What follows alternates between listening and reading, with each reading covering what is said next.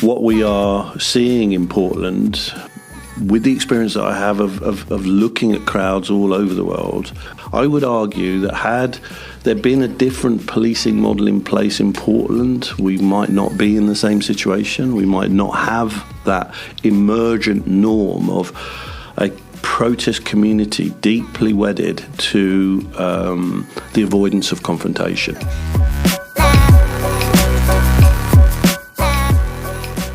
I'm Sergeant Kevin Allen with the Portland Police Bureau.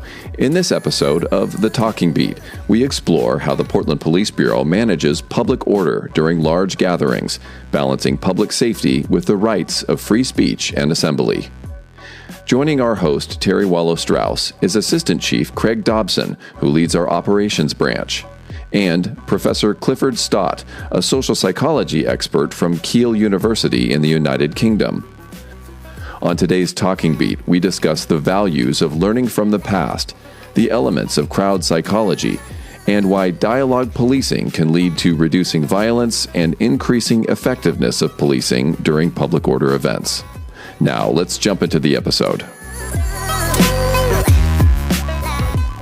It's October 2025, and we're in an interesting time in the Portland area. Craig, welcome. Thanks for coming. Thanks for having me again. For our regular listeners, you might remember that Assistant Chief Craig Dobson was here in an earlier podcast to talk about crowd management and the science behind it. For those of you who haven't listened, I encourage you to go back if you're interested in this topic and listen to that episode.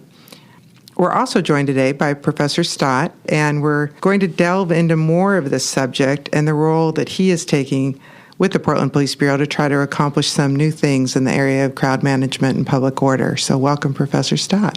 Nice to be here. Let's start with you and how you connected with the Portland Police Bureau and your background. Well, I think the major catalyst for all of the work that I'm doing in the US was the crisis of 2020, the murder of George Floyd, the subsequent wave of protest and riots led to a crisis in American policing. And unfortunately, it is the case in this particular field that crisis is the motivator of change.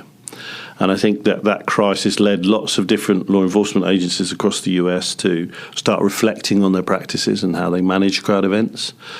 And several of those, through that process, came across my work on crowd psychology and its implications for policing, where I've been working for decades in the European context on helping police forces to better understand the social psychological dynamics of crowds and how they operate, because a lot of times a misunderstanding of those dynamics is what lies at the heart of why confrontation develops in crowds. So it's really important to help police agencies understand the science of crowd psychology, update themselves on where that is, and help improve the way that they go about managing crowd events. And it was really in that process that we came into contact with Portland Bureau of Police.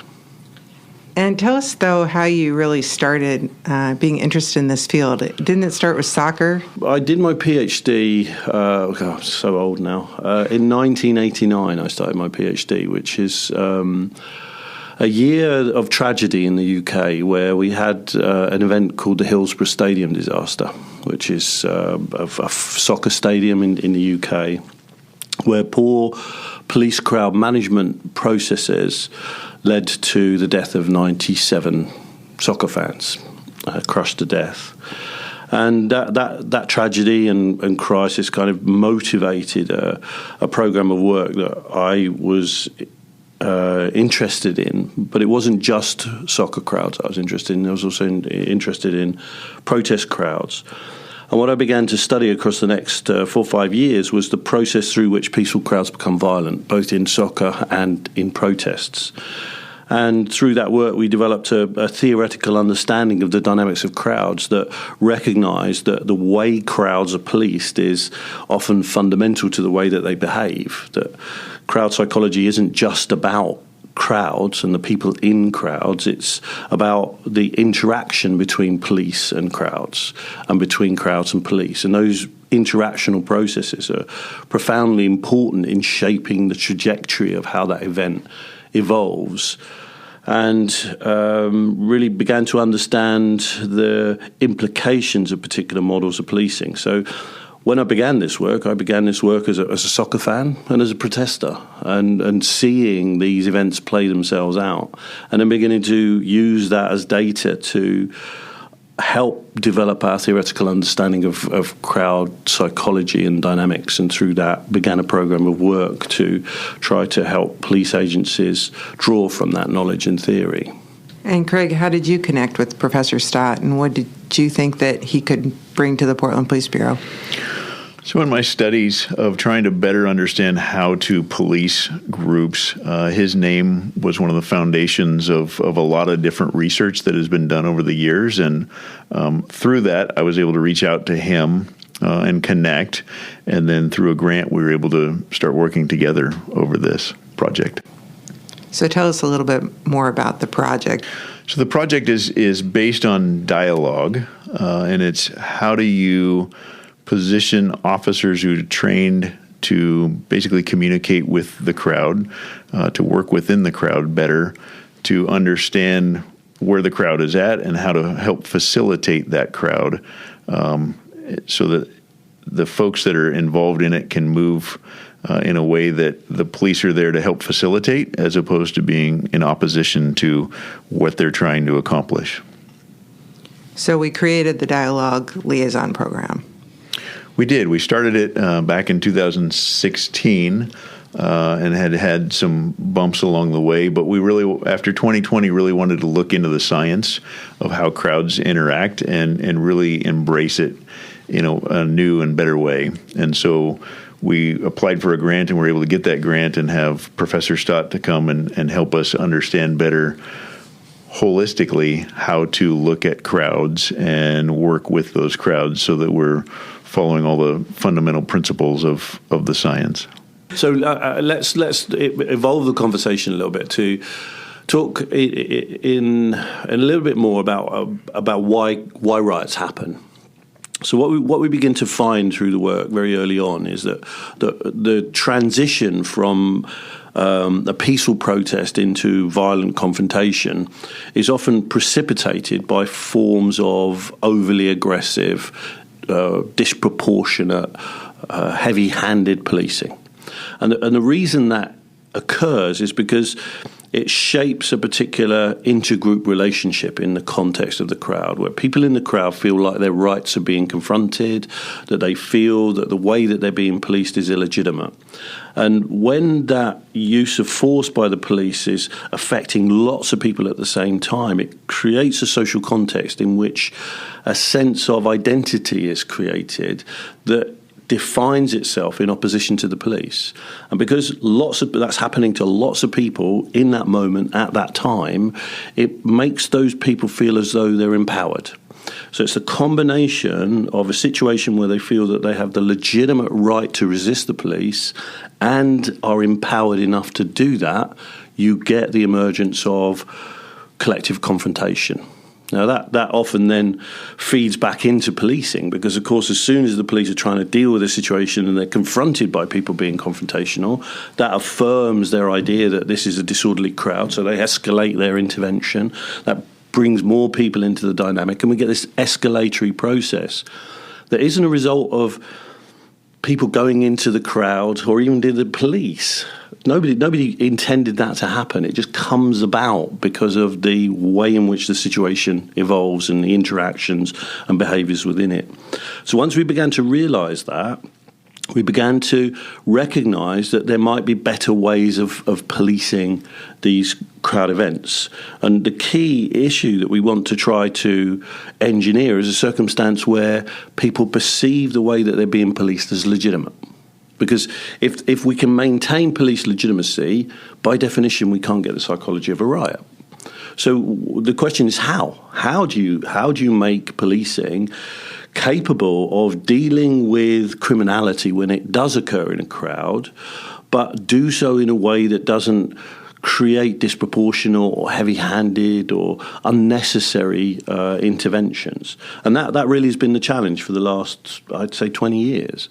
And when we began to address that challenge early on, we did it in the arena of soccer-related public disorder in the European context, because in Europe, that's really where most of the disorder goes on, not necessarily in protest, but in soccer, week in, week out.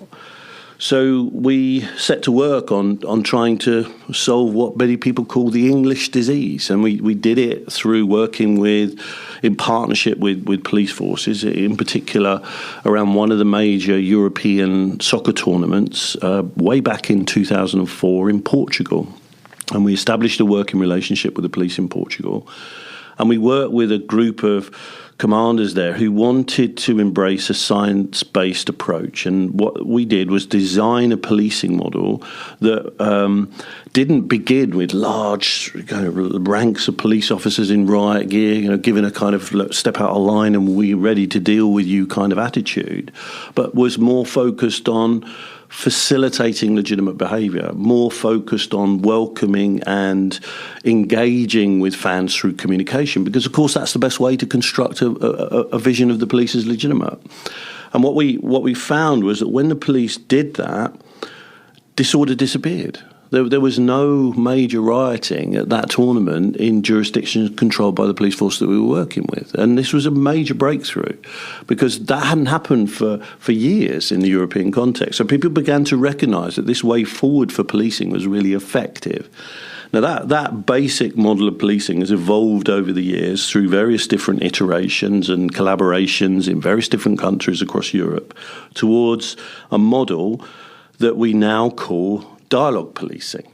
And what dialogue policing is about is having police officers on the ground from the outset whose reason for being there is not necessarily to control crime, but to facilitate rights and to facilitate positive behaviour and to engage and communicate with people to ensure that there is a positive relationship between the police and people in the crowd from the outset. And what we find is that where you get that kind of policing approach embedded, is far more effective at dealing with problems before they escalate, preventing problems in the first place, and de-escalating and facilitating in ways that make it much less necessary for you to, as a police agency, react with overwhelming force. So we can de-escalate situations and pass off these events without the confrontation that you might otherwise see. So very much about a policing model that's tried and tested in the European context. And the challenge post-2020 was, well, how do we inject that model into American policing? And that's the project that we've been involved in, I've been involved in, with other law enforcement agencies in the United States. And Craig and Portland have been at the forefront, at the vanguard of driving this new model of policing into the American context. I was going to ask you that because Portlanders really like to think that their city is unique and that our way of protesting is unique. So what have you observed here, and do you think that this kind of policing can work here? Well, in many ways, that's the kind of scientific question we're busy trying to answer. I think if we can make it work here, we can make it work pretty much anywhere in America. I mean, yes, you're absolutely right. The Pacific Northwest is historically a region that has been involved in left-wing movements, protests, strikes, all sorts of history there that feeds into the contemporary context of 2025. And the protest community here is vibrant, and it is one where there is an embedded history of not so good relationships with policing, not just here but across the Pacific Northwest, Seattle, and so on and so forth. And 2020 is testimony to that. So what we are trying to do is to is to apply a set of principles that have worked elsewhere into a new context. But we're already seeing some very, very beneficial outcomes from that are entirely consistent with what happens elsewhere. And we should never lose sight that underneath all of this, we're all human beings. And there are some basic, universal social psychological processes at work in crowds. And once we begin to work with them, we can create an environment, create forms of policing that are not just really effective at reducing confrontation, they're also fundamentally democratic. They're also fundamentally about the facilitation of First Amendment rights. They're also about fundamentally about proportionality in the use of force. So this would relate to, I think it's the Fourth Amendment and the 14th Amendment in the US context. But in the European context, we reference this through the European Convention of Human Rights. So there's a synergy between what we're trying to achieve democratically and what we know we need to do scientifically. Craig, our DLO program, our Dialogue Liaison Officers, they're the ones out there our community should know in the white shirts, and they've gotten a lot of media attention and a lot of attention, I think, from the community down there, and we've gotten a lot of praise. And then there's also people who don't really understand what their mission is. How are they navigating it? What kind of feedback are you getting from them? That's a great question. As we develop this program and work through it, part of the science is talking about the different groups that you're going to be dealing with. And some of those groups you're never going to be able to connect with and have any kind of meaningful influence or relationship with. And the focus is to ask our dialogue folks to find those folks that are either organizers of the group that are willing to work with you to help facilitate those or communicate what they need to be done, or just the participants and those that are around that are willing to see the value of having a conversation with the police to help guide that conversation. But we always and recognize that there will always be a few folks out there that don't want that connection or don't want to have interaction with the police. Now that we've established the program, what are the next steps? I mean, what does the process look like? Well, good question. I mean, America is moving through unprecedented times. There's no doubt about that. And the issue of protest and the protest arena is where a lot of these political issues are being played out, and they're being played out on the streets of Portland and other major cities. So this is a very difficult time to predict what the future is going to be. So let's be clear about that. But I think what we are seeing in Portland, from my point of view as an observer, with the experience that I have of looking at crowds all over the world, what I see here is the emergence of a political movement in resistance to what is happening, and that is a movement that appears to me to be wedded to and embedded in norms of nonviolent protest. You know, what's the emerging symbol of the protest movement at the moment? It's a frog. An inflatable frog has gone literally global as the brand identity of what this protest movement is about, and it's very, very symbolic. It's not just a funny thing, it's a deeply meaningful symbolic gesture in the face of overly aggressive policing tactics. What we see is a protest community embracing a symbol of peaceful resistance. Instead of anarchists throwing Molotov cocktails, you've got frogs dancing in the street. And that, in my mind, is an outcome. It's an outcome, it's an achievement. I would argue that had there been a different policing model in place in Portland, we might not be in the same situation. We might not have that emergent norm of a protest community deeply wedded to the avoidance of confrontation. There are other factors at work, don't get this wrong. There's a multitude of factors playing into why this is playing out in the way that it is at the moment, but the policing model is one of those.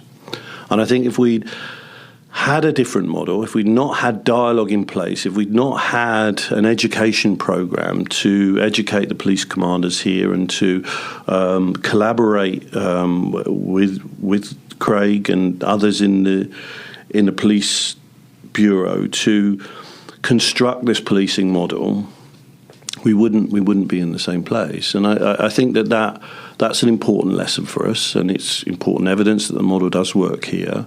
But as you quite rightly point out, what's the future? How sustainable and resilient is this model of policing?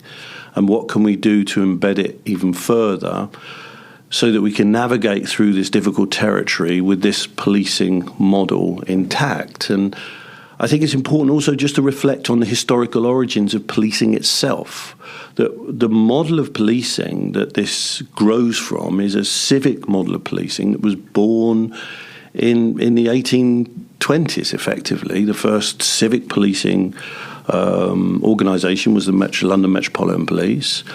And that model was quickly adopted in the emerging industrial cities of America. Boston Police Department, New York Police Department, Portland, Seattle, and so on. They're civic policing models. And civic policing models are based on the idea of policing through consent. They're based on the idea of policing communities through legitimacy. And that's what this model is adhering to. And I think that what we need to recognise and what we need to embrace is that fundamental to the democratic project is civic policing. And we need to do absolutely everything that we can at this moment in time, at this moment in history, to protect that model of policing, because it's fundamental to what it means to be a democracy. And today we've been talking a lot about dialogue policing, but Craig, can you help us understand a little bit more about the different layers of our response to crowd management? Part of the model is having layers so that not only are you there to facilitate the peaceful protesting, but you're set up so that those agitators or those people that are in the individuals within the crowd that could possibly be a tension point or have criminal intent in their nature, you're able to then go and pluck those people out very carefully so that you're not affecting the rest of the crowd and what they're trying to accomplish. Old models where you would see that tension point and treat the entire crowd with that, deal with the entire crowd instead of going out and laserly focused, removing just the problem out of the crowd by the individual. It's much like if you were at a sporting event and you had someone who had drank too much and they were starting to cause a ruckus within the crowd, and the folks around them have paid to be there. If you asked for security to come, they want that person removed. But if the security came and was overtly knocking other people down to get to that person, the folks around them would then perceive that as inappropriate and very well would turn on the security that they've asked to help remove that person, because now they're doing it in a way that's inappropriate and it's not proportional to what they're seeing or having happen. And so that's where the transition has happened for us, of looking at how do we set ourselves up in a layered approach so that we can be out there to facilitate those that are peacefully and lawfully doing their job, but also be ready to deal with those that are intent on causing harm or criminal actions. And that's where I think the model has been extremely successful for us, in that we're not treating the entire crowd as that criminal individual, but that we're differentiating the bad actors from the rest who are there peacefully and encouraging the peacefulness to continue while we extract the bad actor, if it be that. I'm glad you explained that model, because we do get a lot of questions about, how we handle more violence in the crowd, or, how we address those certain bad actors. But back to you, Professor Stott, when it comes to the DLOs, what is their role in the crowd? Well, as Craig's been describing there, central to the model is the idea of differentiation. I mean, we have to recognise that police are there to keep people safe. And one of the core functions they perform in keeping people safe is preventing or reacting to criminality, or as you describe it, the tension points. So that raises a whole set of challenges about how this policing model can differentiate. So what we've begun to understand through this, what we call graded tactical intervention, is that at the front end of it are these, what we call dialogue officers, or you call DLOs. And these officers, their primary role is to not enforce the law, but facilitate rights. Now, obviously, they're still police officers, and if crime happens in front of them, they have to react to that. So it's not stripping them away of their duty as police officers, so more as it is changing the emphasis of what it is that they're there to do. And their role is really to build trust and confidence, to develop positive relationships with the protest community such that they can negotiate and deal with emergent problems. But also through that, they are part of the overall policing response. And because they're embedded in the crowd and because they're working constructively with the participants in the crowd, they're often far more attuned to where the problems are. And if problems do then start to emerge, they can work with other units that are there to make arrests, for example. If it's necessary to make an arrest, then the information about who is causing the problem can feed back into command decision-making so that if an intervention is judged necessary, it's more likely to be accurately targeted against what the problem actually is, rather than act in a misinformed way and come in and start exercising police powers against people who haven't done anything wrong. And that's the challenge. And dialogue policing is central to meeting that challenge in a way that enables a more differentiated approach to behaviour in real time as an event progresses. So dialogue officers are there really as the front point of that tactical orientation. They're the primary tactical intervention built around a strategy of facilitation, the facilitation of rights, working with protesters and people in the protest community to facilitate those rights, and as a contact point between them and the policing operation. And then on top of that, there are different layers of intervention that are available to the police, such that if the situation behaviourally within the crowd begins to escalate, they can respond proportionately to the level of threat and risk that is actually present in the situation. Because, of course, it does sometimes escalate. There are circumstances where these tension points cascade out into violent confrontation, and the police have to be ready to react to that in order to protect public safety. But what we're trying to engineer here is a policing approach that's balanced to the actual levels of threat and risk that are right there in that crowd at that moment in time, and also a policing model that is oriented to try to negotiate out problems from the outset as early in the process as is possible to achieve. Now, when all of those things are in place, we're in a very, very good position for policing, because policing then is creating a relationship to the crowd that people are more likely to see as legitimate. So if people come along and try to destabilise a situation, try to create confrontation, people in the crowd kind of look at them and think, why are you doing that? Why are you trying to create problems when everybody here is just here to facilitate? It's just here to exercise their rights. So it's about the normative environment, it's about the policing context and the relationship between those two things in the crowd that lies at the heart of why our theory is so effective in helping move the situation forward to one where we're less likely to encounter the kinds of situations that confronted America in 2020. I'm curious, though, over the years, has it changed with cell phones now, with social media now, with a lot of people wanting to stream and catch that viral moment? And do you think that crowd behavior has changed because of that? In a way, yes, things happen much more quickly. So an incident of interaction between the police and a protest can cascade out very, very quickly, because those images, those videos feed out into a global audience within seconds. So, of course, yes, there is a factor here. What we saw in England, for example, we had a wave of riots in 2024. We call them the xenophobic riots because they were anti-immigrant riots.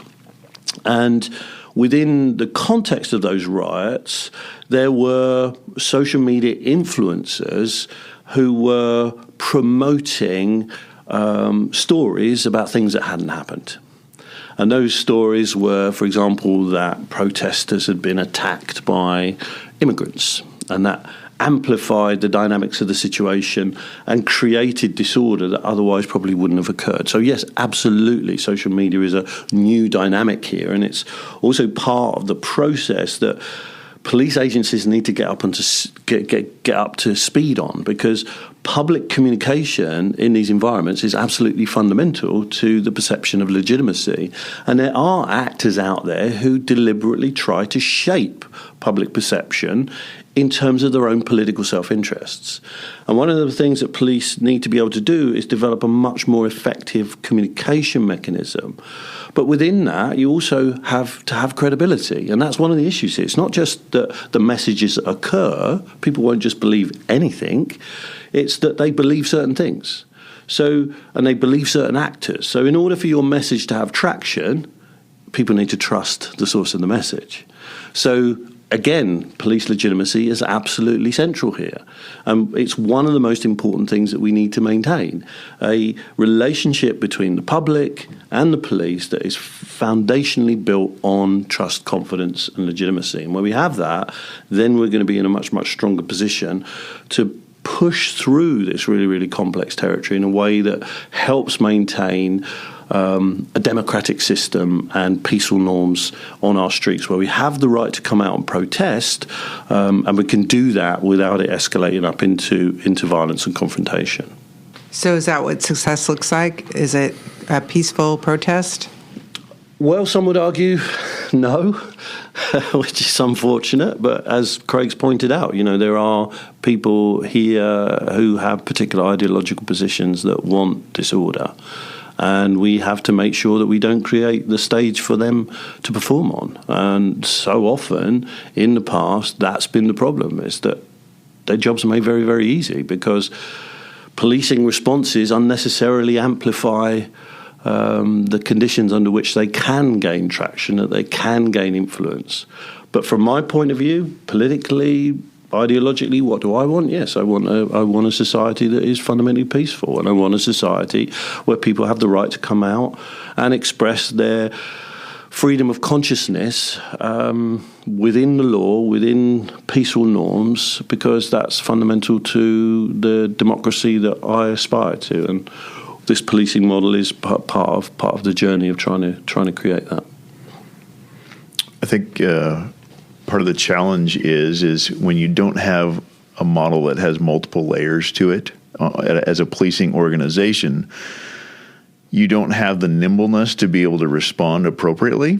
And so when you do have those bad actors who are, trying to incite or increase the criminality, you don't have a nimble way of being able to extract those, and you can watch it blossom into other things rather than peaceful protesting.